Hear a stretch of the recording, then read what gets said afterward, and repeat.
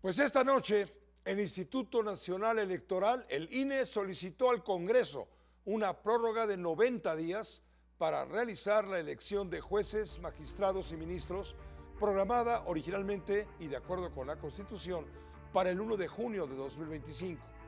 Según el INE, la prórroga es crucial para garantizar el óptimo desarrollo del proceso electoral y abordar adecuadamente las tareas complejas que ello implica. Según la consejera presidenta del INE, Guadalupe Tadei, esta extensión se justifica como una forma de compensar el tiempo perdido, 2 meses, debido a los procesos judiciales, los cuales han afectado el desarrollo de las actividades electorales. El anuncio se produce en medio de un debate entre diputados y consejeros para recortar el presupuesto precautorio de 13,000 millones de pesos a fin de llevar a cabo la elección judicial. Por cierto, esta mañana quedó instalada la Comisión Temporal del Proceso Electoral Extraordinario, justamente la comisión del INE. Ante todo esto, el Senado de la República analiza la petición del INE de aplazar 90 días esta elección de juzgadores. Buscarán, dijeron, a la presidenta del Consejo General del INE, Guadalupe Tadei, para conocer a fondo los motivos de tal solicitud. La decisión se dará a conocer mañana.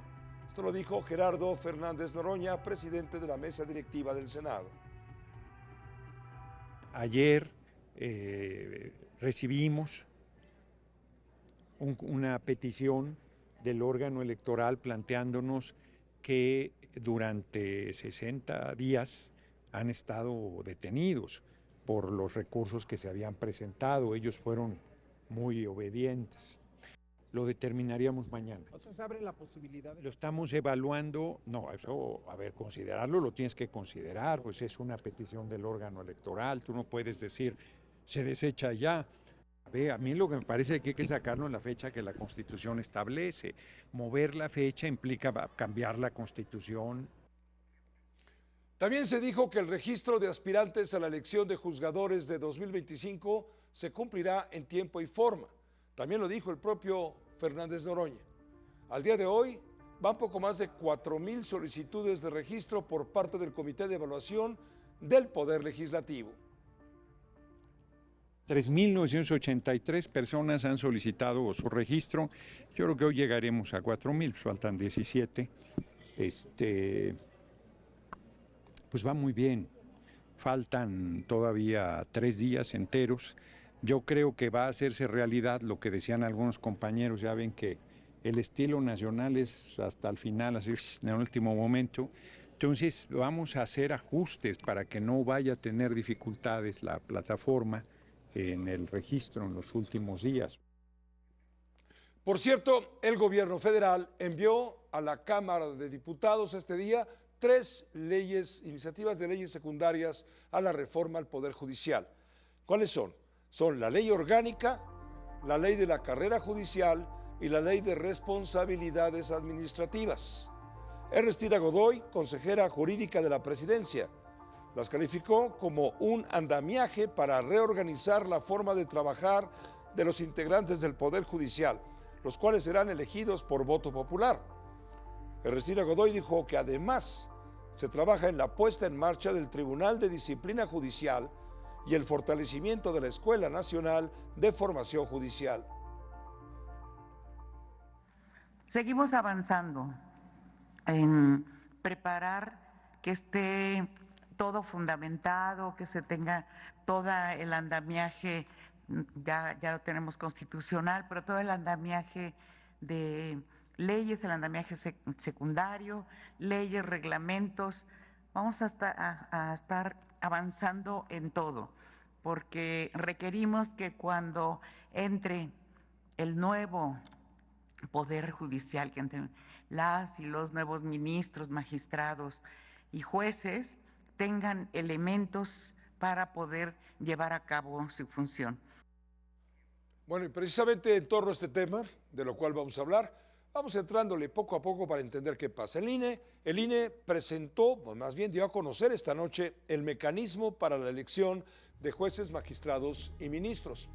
Organizará el proceso conforme al ámbito territorial de los 32 circuitos judiciales, uno por estado, considerando la base geográfica de 300 distritos electorales. lo que esto signifique. El INE informó cuántos cargos se votarán por estado, sin contar los 9 ministros de la Suprema Corte, por quienes votará todo el país. Por ejemplo, en la Ciudad de México se votará por 104 magistrados y 64 jueces, por 168 cargos en total. En Jalisco, 55. Estado de México, 54 cargos. Baja California, 31. Guanajuato, 27. Tamaulipas, 26. Durango va por 8 cargos. Baja California Sur y Colima con 6. Son solo algunos ejemplos. La verdad, muy pocos tienen o tenemos claro el galimatías de la elección judicial. No sé usted, pero yo sí. Queda claro que esta reforma judicial al Poder Judicial se hizo a toda prisa para complacer el capricho del expresidente Andrés Manuel López Obrador. Y ahora se comienzan a sufrir las consecuencias, a grado tal que se hace necesario parchar, como sea, lo aprobado en septiembre pasado a toda prisa, insisto. Esto comprueba que de esas prisas solo queda el cansancio. Los legisladores de la mayoría oficialista deben actuar como sastres para evitar más desastres, para que Morena estrene un traje a la medida, ¿o no? Con uno, Alejandra Cuyen, analista política, la maestra más cuidadosa en estos temas. ¿Cómo estás? Bienvenida.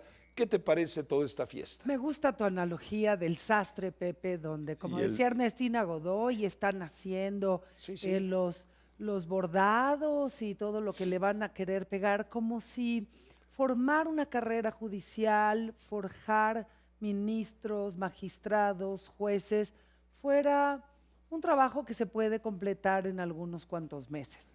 Es la primera vez que vemos a la presidenta Taddei pedir algo pues, mínimamente sensato, que es un poco más de tiempo para organizar, como bien dices, este galimatías de la reforma judicial. Entre que sí, que no, que los suspensiones provisionales, definitivas, que sí van, que Pepe, pueden, que no pueden. No le pueden echar la culpa a este tipo de procesos donde estaban frenando si llevaban o no a cabo la elección, porque sabían que de todos modos iba a suceder.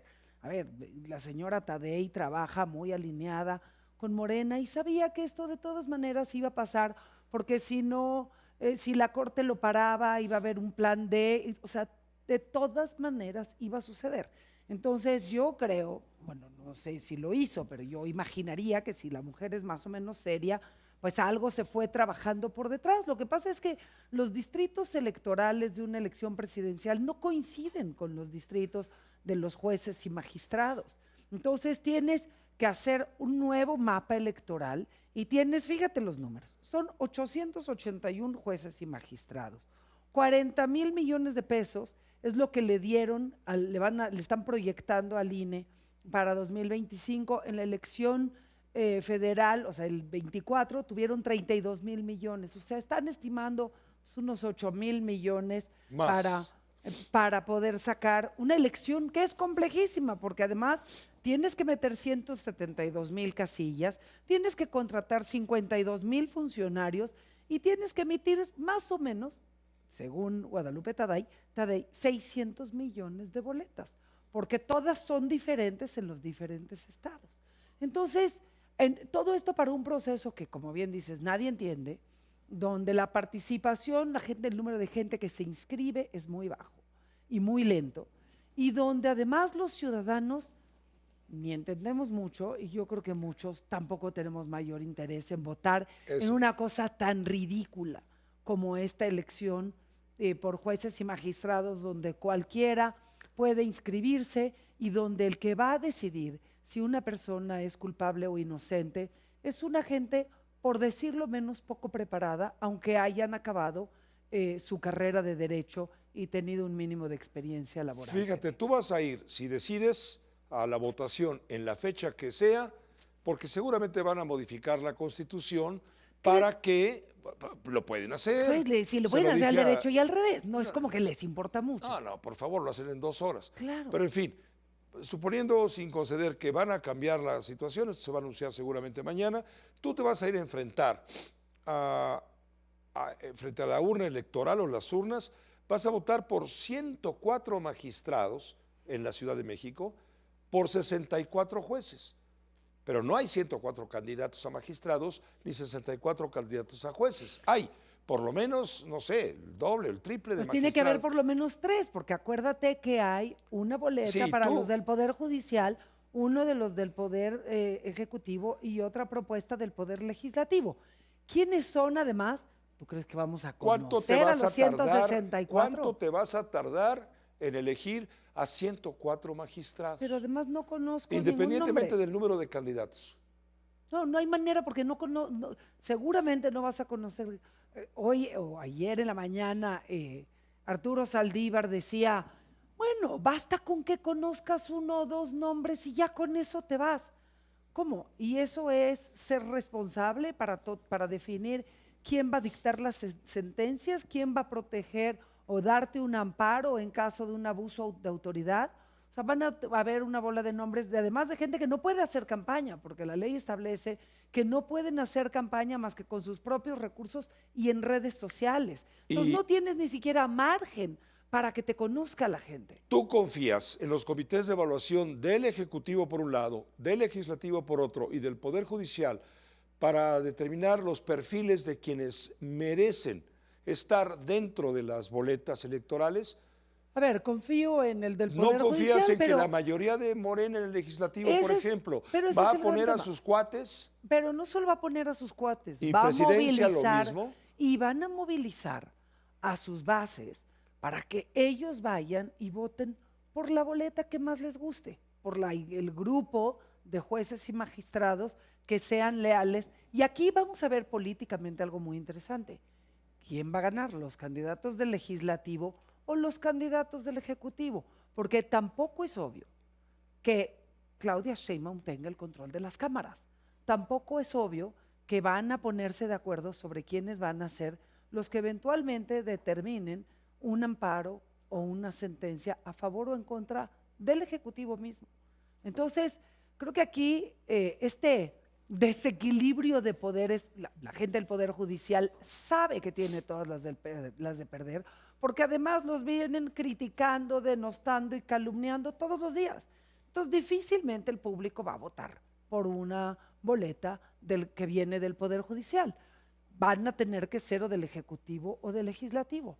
¿Quién tiene más fuerza en una elección que, de nuevo, es muy difícil de entender con una cantidad de nombres completamente desconocidos de unos señores recomendados por sus vecinos, donde difícilmente te puedes imaginar qué clase de poder judicial vamos a tener? Yo creo que es delicadísimo, Pepe, porque además lo que ves es esta ligereza con la que el Congreso, en este caso el Senado, se toma no solo los cambios a la Constitución, sino la conformación de un tercer poder que tendría que ser el contrapeso, que es el que defiende a los ciudadanos y que hoy va a quedar completamente en manos o del Poder Ejecutivo o del Legislativo. Bueno, pues te tengo noticias, tendrás mucha tarea.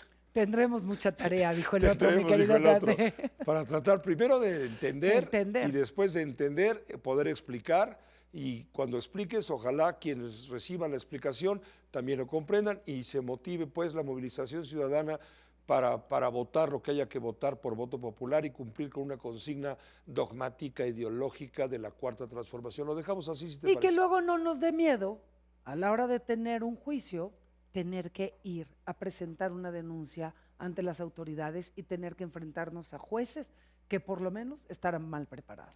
Gracias, gracias, que estés muy bien. Qué gusto verte, Pepe, como siempre. La maestra Alejandra Cuyen, le digo, acuciosa.